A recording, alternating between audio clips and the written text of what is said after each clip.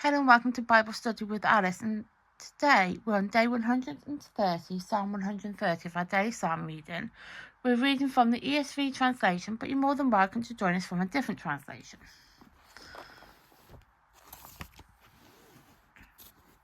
As you can see, we are on Psalm 130. These videos are filmed in real time. Today's date is the 13th of March 25 and it's a Thursday. You can find the previous 129 Psalms in the playlist below. There is a disclaimer as usual, and that is one, these videos are unedited and also probably some wording. Let's get started. My soul waits for the Lord, a song of ascent. Out of the depths I cry to you, O Lord. O Lord, hear my voice. Let your ears be attentive to the voice of my pleas for mercy. If you, O Lord, should mark iniquities, O Lord, who could stand? But with you there is forgiveness. Let you may be feared.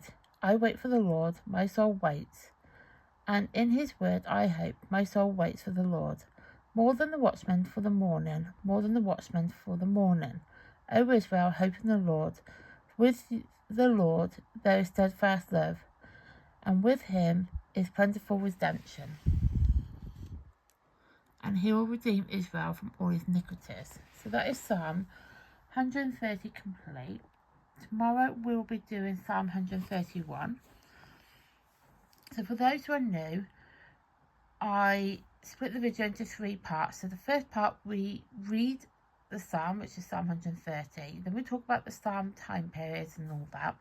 And then we move on to, back to talking about the psalm that we just read, which is Psalm 130.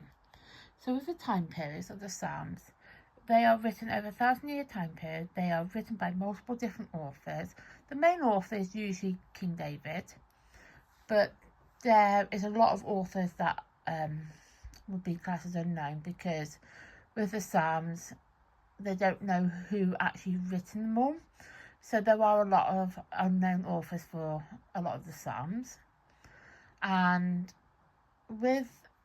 So I'm going to split it into 3 parts. So the first part, the Psalms that have a time period and event linked to it, is, when I say they, that's historians and scholars, they know the likelihood of when they were written, why they were written, and all that. They know that sort of thing based on the evidence that suggests those Psalms were written at that time period. Then you have the Psalms where they are unknown, but they have an event linked to it. It is much easier to go with the first part, really, but we have to go with it. The historians, and scholars, they have an idea of the event for when those Psalms were written to kind of give an indication of it. And then you've got those Psalms which is the third part, where they're unknown. So that it's an unknown author, unknown date, and unknown event, because they don't have the event linked to it. So with Psalm 130, it was before the Exilic period, which was between 1000 BCE. BCE is before Common Era. It's the same as BC, before Christ, and 722 BCE. It's a lament that expresses the psalmist's cry for mercy and hope in God's forgiveness. So with a lament, we have talked about this before. So I have to go back to the beginning. So a lament is a type of prayer or song that is a cry for God to act in the midst of pain and grief. They are all the Psalms. 130 is just there. A lot of them, when I wrote them, I missed a couple off. Don't ask why that happened. I just did. So above are individual laments, a personal feeling. They are the most common type of psalm. They often begin with an invocation to God, followed by the lament and request for help, and ends with an expression of trust in God. So it's kind of basic.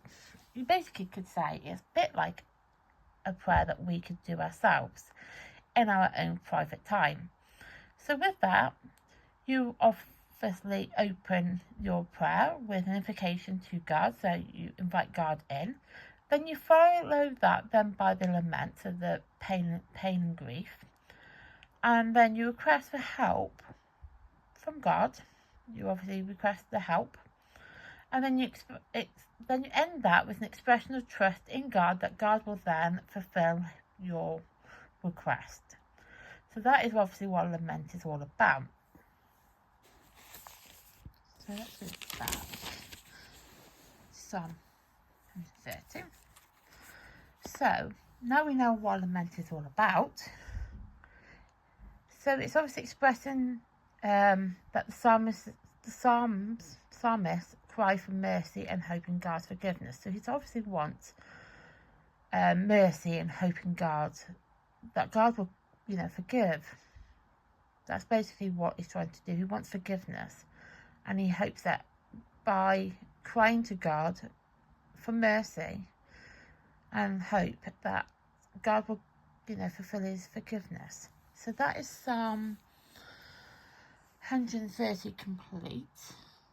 I will write in the day and the date. So I'll write at the bottom. At the top, yesterday we've written at the top, and today we're going to write at the bottom. So it's day 130, and it's the 13th of the 3rd, 25. So yeah, so that is, I could have written at the top and the other side, but it would be easy to write it there. So you can see, so it's written in. So that is Psalm 130 complete. Tomorrow we will be doing Psalm 131.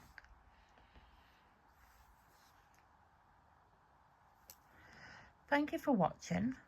Please like my content. I would really appreciate it if you could do that, if you do like my content, that is. Please subscribe to my channel. Also, I would really appreciate it if you could do that. You don't have to if you don't want to, but I would really appreciate it if you could.